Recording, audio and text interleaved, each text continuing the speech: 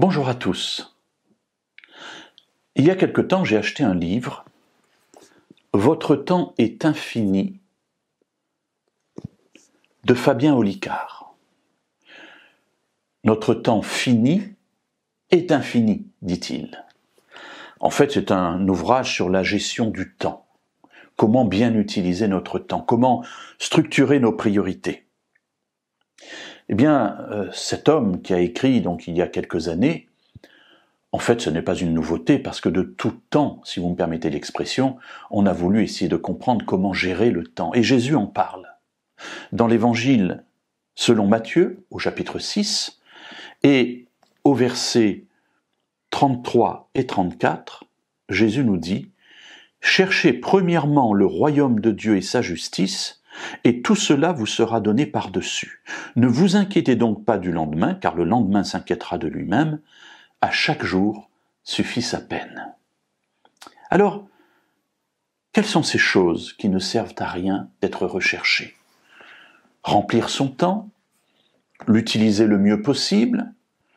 En fait, ici, Jésus parle des inquiétudes qui peuvent remplir notre vie parce que nous sommes dans le manque d'argent, ça peut être le manque de temps, le manque de vêtements, les difficultés à faire face à nos besoins quotidiens. Et cela peut devenir tellement prenant que dans notre existence, cela peut prendre la première place et parfois toute la place. Et Jésus nous dit, si vous voulez vraiment gagner votre vie, si vous voulez vraiment remplir votre temps, il vous faut vous détourner de ce qui peut vous habiter habituellement et occuper votre esprit d'une première chose. Ici, le terme premier n'est pas après, on peut en mettre une seconde, une troisième, une quatrième. Ici, le terme premier, c'est quelque chose qui remplit en fait toute la place. Parce que c'est à partir de cette chose qui remplit toute la place que tout le reste va découler. Quelle est cette chose? Jésus nous le dit, cherchez premièrement le royaume de Dieu et sa justice. Jésus ici énonce une règle très importante.